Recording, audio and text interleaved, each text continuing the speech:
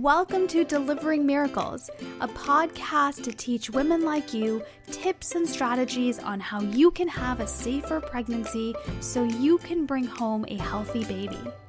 I'm your host and your high-risk pregnancy expert, Parijat Deshpande. I can't wait to chat with you. We are living in such a crazy time right now. It doesn't matter what your political affiliation is, your religious background, or even where you live. This is such a crazy time in our world's history right now. And it's also a really stressful time. The American Psychological Association recently published this analysis called the Stress in America survey, and the data they published has been shocking. This data says that 2/3 of all Americans feel anxiety over the future of the country, and that 57% of the nation said that politics were either somewhat or very significantly impacting the stress in their lives. And this was regardless of their personal political affiliation. That's astounding. And if that's not enough, in August of 2016, the APA said the average stress rating among Americans was about 4.8 on a scale of 1 to 10, with 10 being very high stress. And now in 2017, that figure is up to 5.1. And their theory is that it has to do with all the political events that have happened around the world and in our country since then. Now, you add on to the fact that 8 out of 10 Americans tend to underestimate their stress levels. We tend to think we're not as stressed as we actually are, and our bodies are telling us we are. These numbers are staggering. What it means is the things that are going on in this world are directly impacting your health, your stress levels. And it's happening to so many people, and it doesn't matter what your political views are.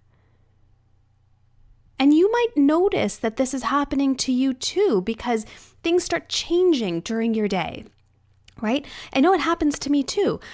At the end of a long day, sometimes all I want to do is just flip through Facebook and scroll through and see what's going on in my friends' lives.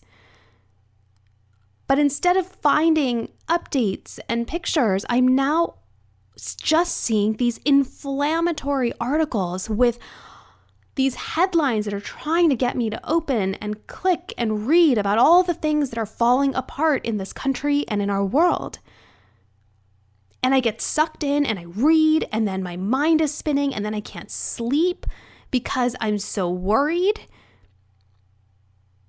The other day, I actually woke up in the morning and remembered that I had dreamt of our president. He was in my dream the night before. Now, regardless of how I personally feel about any politician, whether I love him or hate him, it doesn't matter. Dreaming about them goes way too far. I do not want to see politicians in my sleep. The thing is, the stress, it's pervasive. It's invasive. And if you're pregnant, it can affect the health of your pregnancy. Because emotional stress, which is one type of stress, which is the type of stress we're talking about today, it plays a bigger role in your pregnancy than doctors have realized in the past. So if you are pregnant right now, for the safety of your pregnancy, you have to deal with your stress during this presidency. I had a client who I'm going to call Bonnie. She was so sweet. I loved working with her. I say this about every single one of my clients if you've listened to my other episodes, because I love every single one of my clients, but I really do. I love them all. And I loved Bonnie.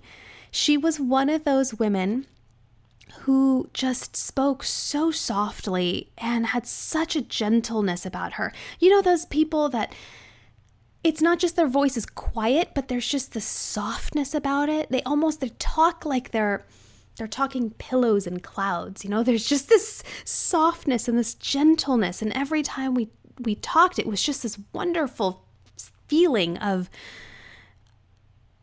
just gentleness. Every time we had our sessions, I loved her. Her doctor had placed her on bed rest really early in her pregnancy because she had gotten a cerclage, which, if you don't know what a cerclage is, it's a cervical stitch that some women get if they have a weakened cervix or if they have a history of preterm labor or preterm delivery due to cervical insufficiency, which, okay, that is one of the top 3 diagnoses. I just don't understand why they call it cervical insufficiency. Could not be named worse. It's just, the name is terrible. It's so awful. That's what it's called. So anyway, so she got the cervical stitch. So her doctor said she needs to be on bed rest. So she was on bed rest for a little while, pretty early on in her pregnancy. And her doctor had referred her to me to help her with her anxiety and to help her cope with this pregnancy because she had gotten pregnant so soon after having had 2 miscarriages. So her doctor felt like I could be of support to her to help her have a healthier pregnancy and help her cope with all of the anxiety that she's feeling about this particular pregnancy.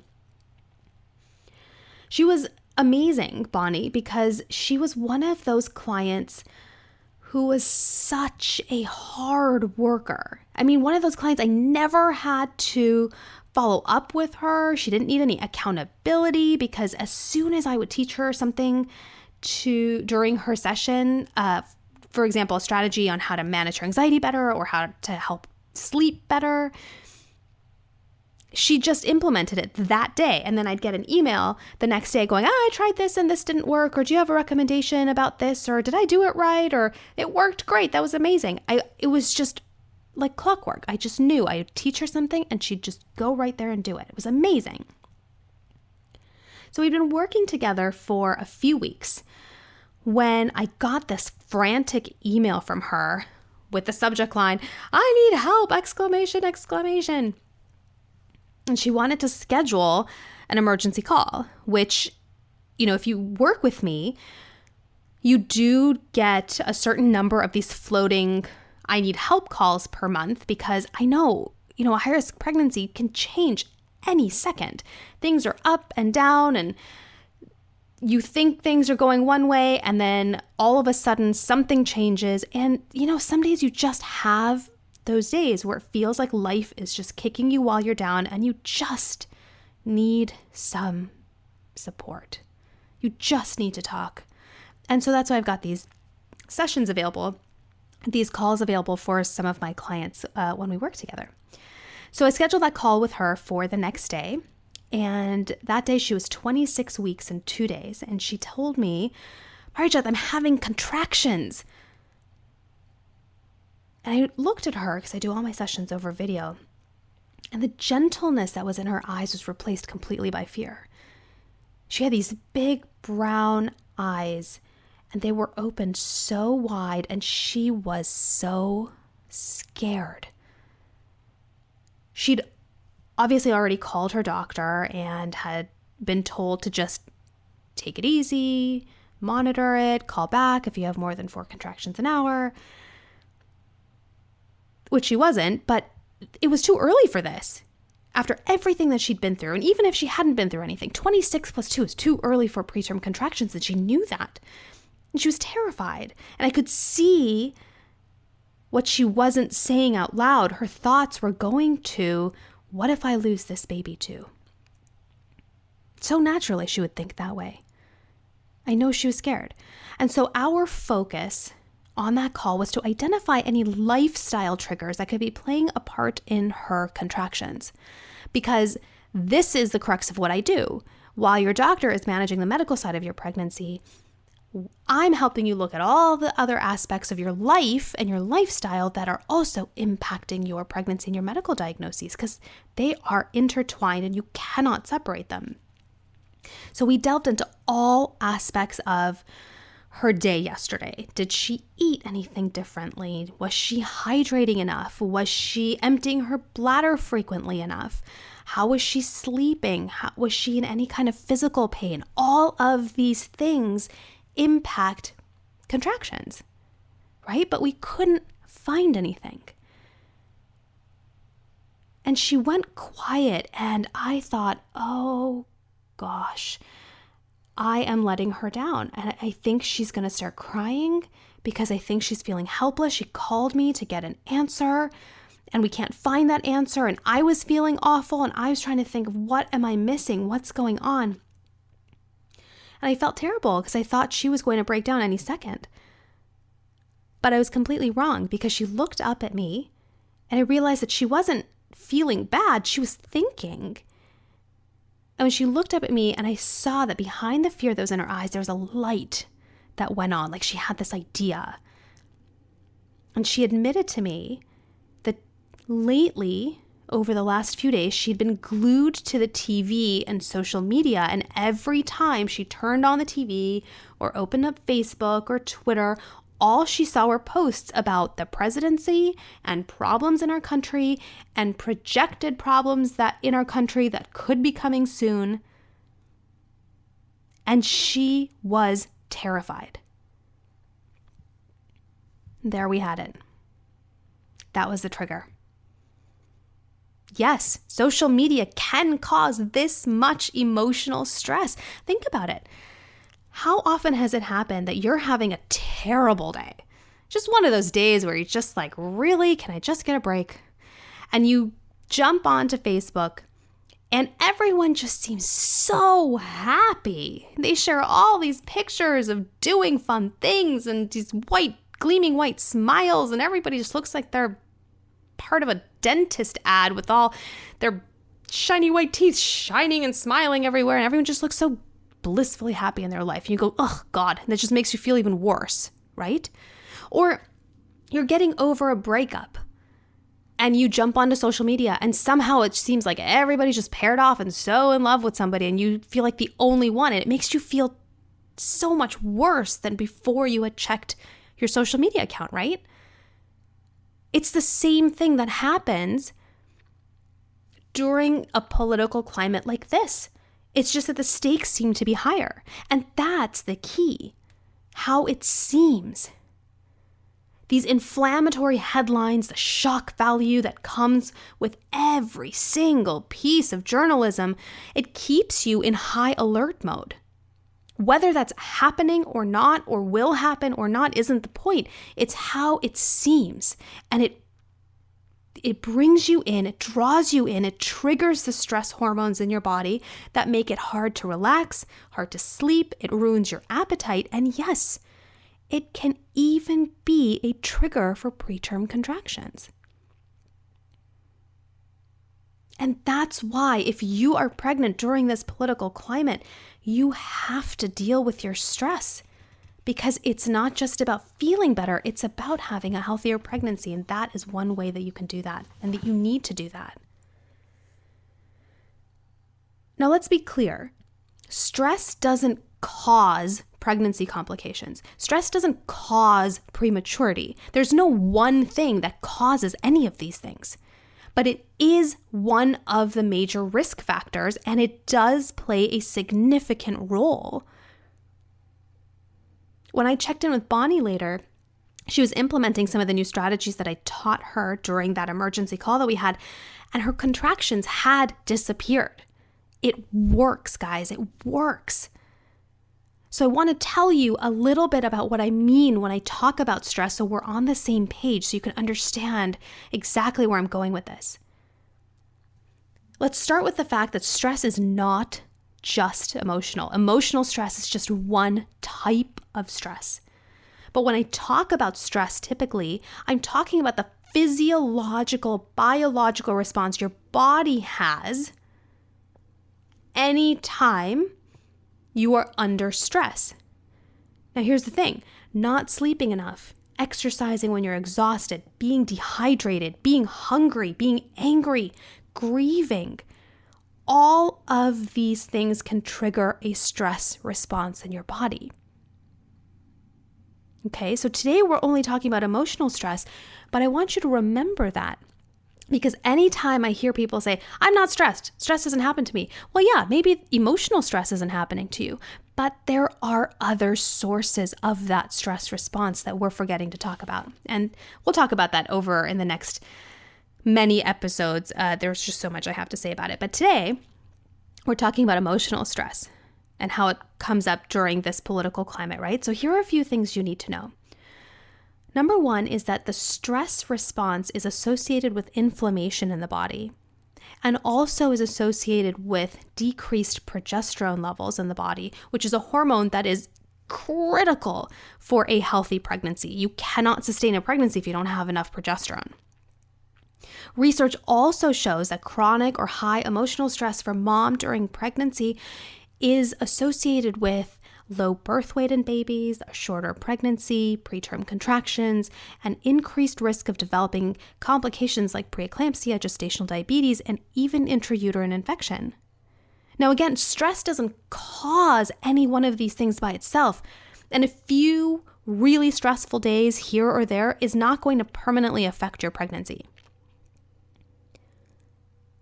But I'm sharing this with you because there's plenty of research to show that the biological changes that happen when you're really, really stressed for a really long time, it can impact your pregnancy health, which is why it is so important that you deal with the stress that you're feeling during this political climate.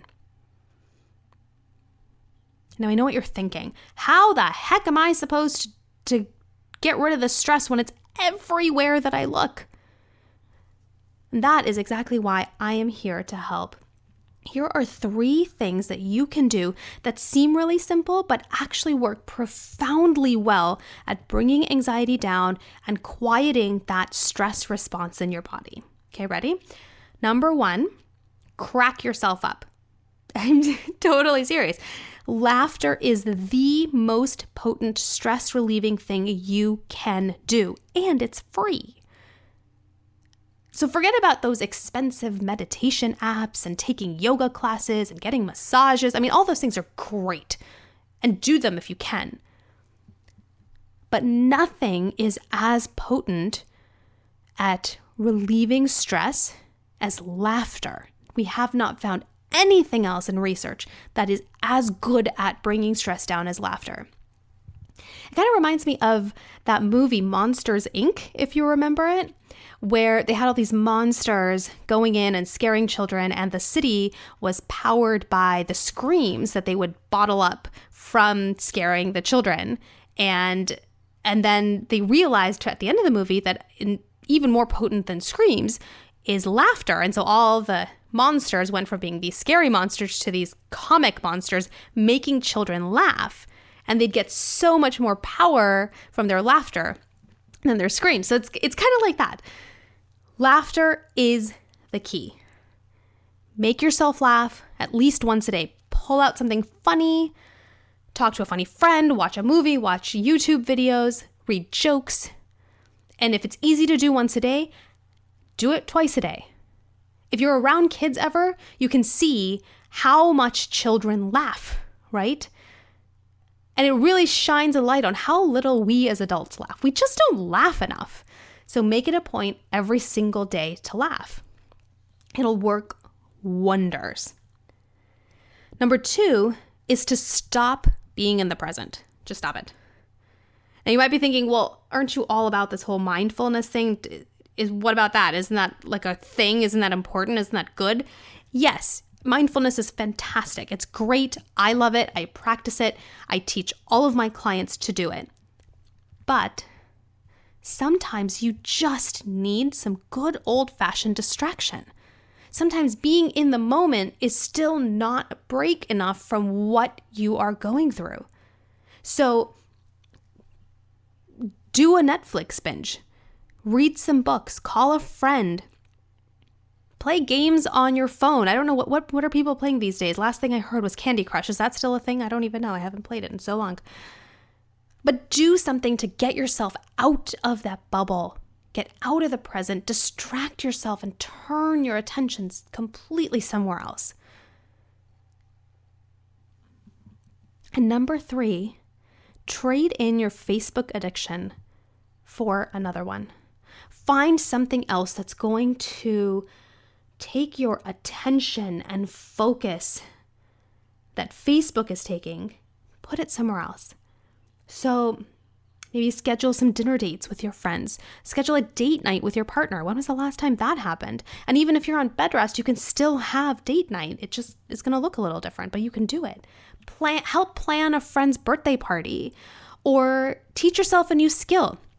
When I was on bed rest, while the political climate wasn't a source of stress for me because it was a different time back then, I just had tremendous amount of stress because I felt like I couldn't do anything. And as somebody who was always on the go and always liked being busy, this was very hard for me to shut everything off. And so I taught myself how to crochet.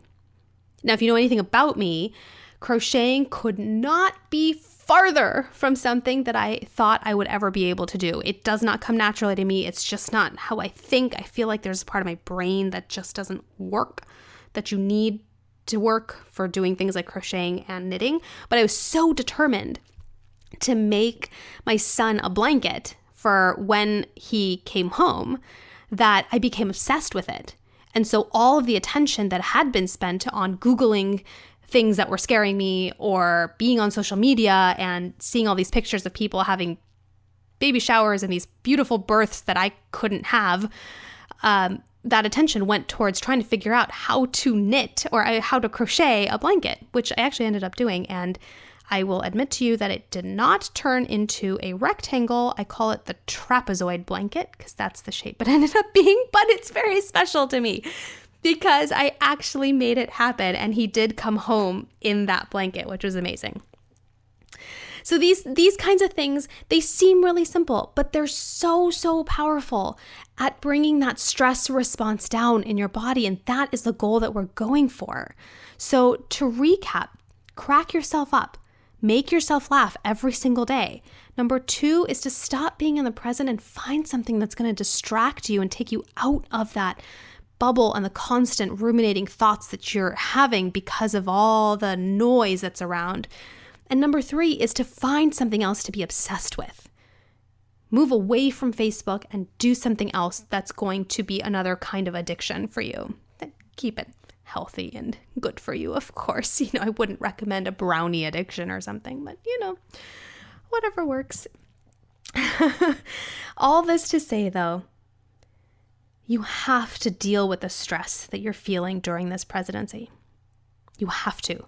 Your baby's counting on it. Your pregnancy's counting on it. It's important. I got an email from somebody recently, which I love getting. I love getting your emails, guys. So please keep sending them in. But I thought it was really appropriate for the topic that we're covering today. So I wanted to share it with you. The email said, "Hi, Parijat. My husband and I are trying to have a baby, and I'm so paranoid that I'm having little early miscarriages every cycle due to stress. I am a very sensitive person, and I can feel stressed about everything that is going on in our country.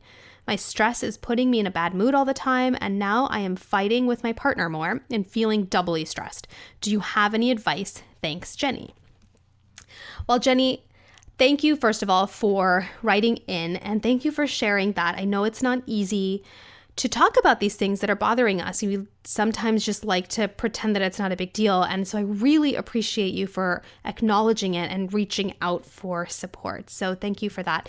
And I also just want to tell you that you're not alone in this. This is something that I'm hearing all the time. This is something that did not come up before even just a few months ago. That's coming up a lot now in even my sessions. And people who are obviously like you, Jenny, who are emailing me saying, I'm stressed about my pregnancy, I'm stressed about fertility, and I'm stressed about what's happening in our country. It's very real. So you're certainly not alone in that. Here's the thing though, Jenny. If you are noticing that you are so stressed that it's affecting your marriage and it's affecting your mood, and it's making you so upset that you're worried you're miscarrying every cycle, Jenny, you have to stop. You've got to stop. You have to turn off social media, take a break from it, walk away. See, we can't control what's happening around us. The political climate is going to be what it is. But we have the ability to control our exposure to it. You can see an article on your Facebook feed, and you can choose not to click on it. You can see a magazine sitting in the waiting room while you're waiting to go see your doctor, and you can choose not to look at it. So Jenny, my suggestion to you is to turn it off.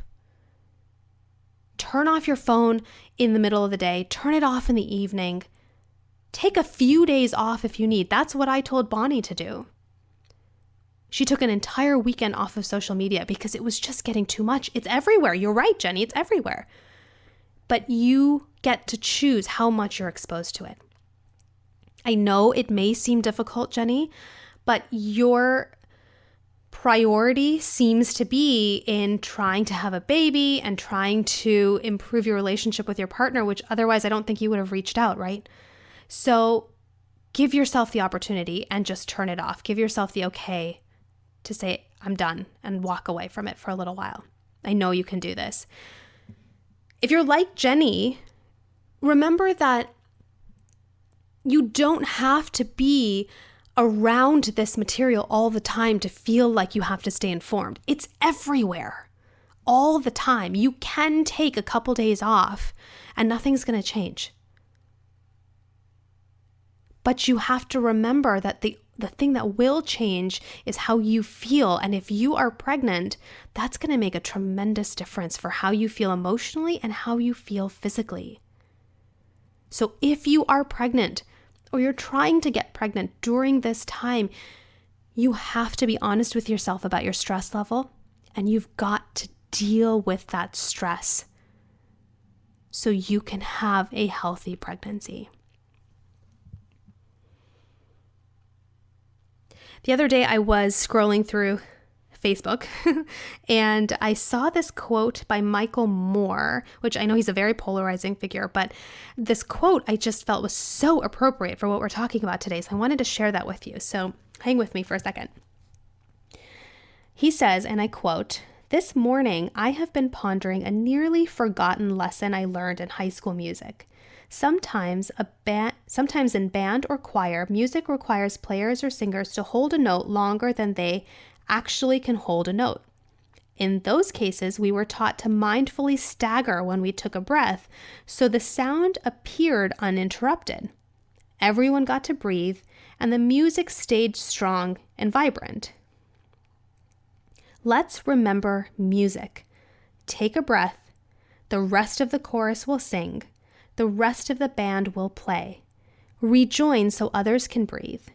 Together, we can sustain a very long, beautiful song for a very long time.